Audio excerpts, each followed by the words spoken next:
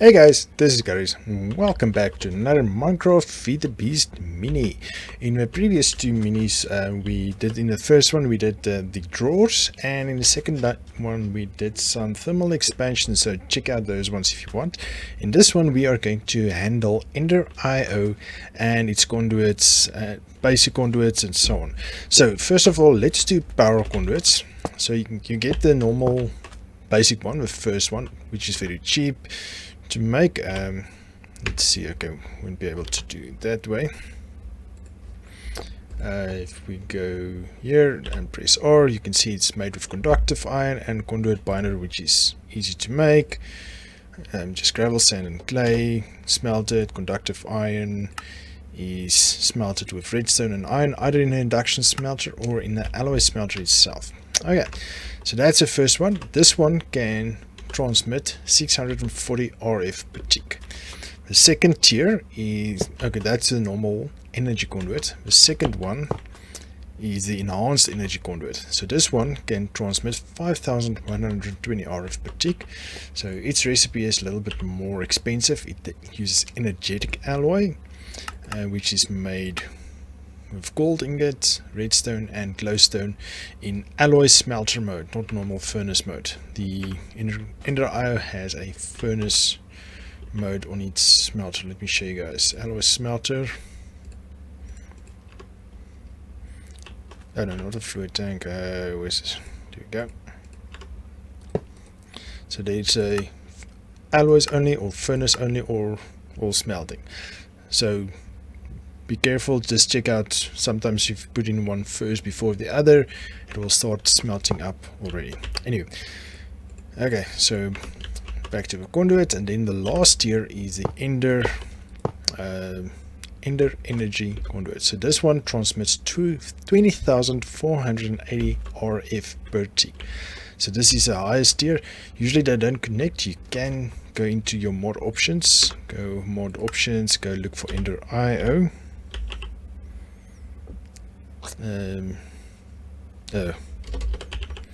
Just spell correctly. Ender IO, go to config.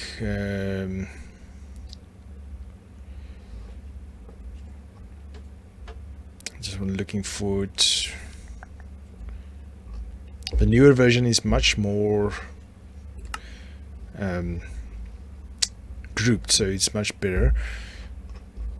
Somewhere. There it is, connects. So you say true, and then you say done, and then you should be able to connect. So, but by default it doesn't connect, doesn't matter, depending on how you like it. I know with thermal foundation it does connect, but in this case not. Okay, so continuing with energy, let me show you guys something interesting. Okay, so that's whatever this is a source of energy. Okay, so either it being a generator or a capacitor bank or whatever. So this one we're going to use as a demonstration of a machine consuming energy. Okay, so I'm just going to, for the purpose of showing you guys how it works, just going to use the first one, 640 RF per tick, and we are going to connect these two machines. Okay, so power generation on the left, power consumption on the right. Okay, so now it produces energy, and you can see here, oh wait, this older version of Ender IO you need to configure if it's in or out the machines, but newer versions you don't need to do that. So this is output, still it won't, oh it actually gets. Okay, but as you can see, even the numbers in green, it shows 640 RF per tick. Okay, so now to show you something interesting. I had a question about this also the other day, so I thought let me show you guys this as well. So this might be a little bit longer episode. Okay, so we're outputting now again. Let's say output, right? Yes. Again, we're getting 640 RF per tick. Okay, what if we put another cable on top here, and we set that one to output as well. Now we're still getting 640 RF per tick. Okay, what if we do this again? 640 RF per tick. But now comes a trick. If we add another one at the top, it will go up to 1280, so it will double. The same if we add another one. We go to output at the back. Okay, so still 1280. Now let's add another one. And now we're going up to 1920. So even if you can also put another one on this side. And let's just add it this side as well. And we configure it output. And now it will go to 560. And the same if you add it to the front. You can just put it there, just for demonstration purposes. Output, so it should be 3200. And then even adding one this side again. Now we can get the max of 1840 RF per tick. So even it's a single cable here, that's the connections. So if we add another draining machine this side,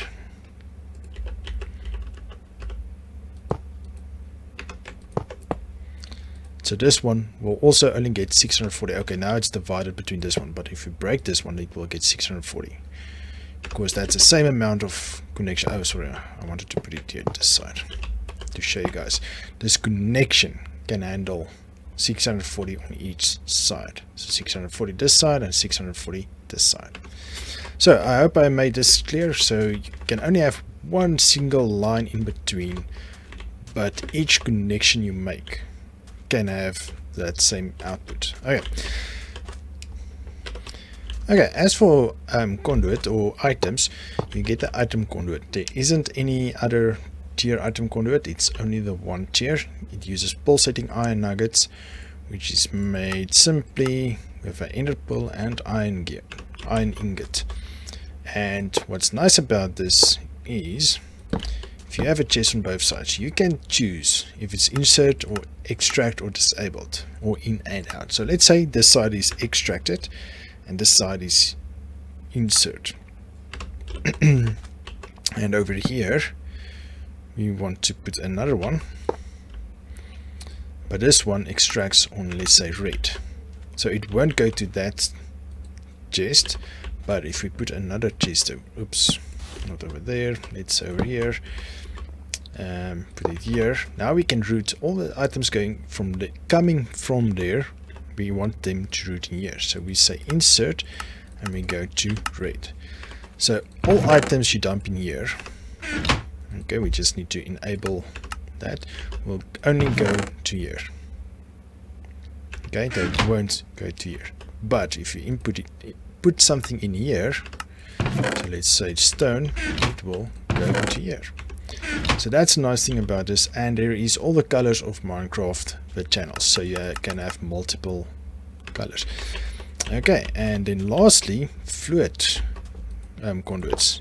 Same with this, you get multiple tiers. You get the normal fluid conduit. This one is reliant on gravity, so if you have something high, it will easily it can go upwards, but it's easier going downwards. Then you have a pressurized, this can go up and down, and then you get the ender fluid, and I think it's the same. You can choose to connect it multiple sides. So also you can have multiple colors. I can't remember this one.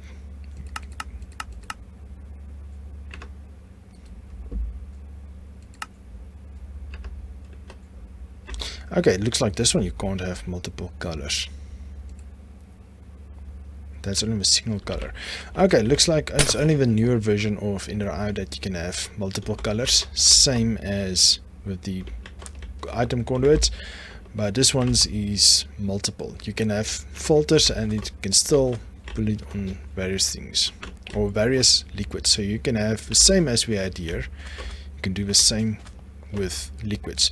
So you can apply a filter, let's say water, and with this tank you can have lava, and you can still, on this tank you can put a filter to only input, let's say, lava. So you can say insert mode, only lava, put the filters on. Filters is made, where's the filters?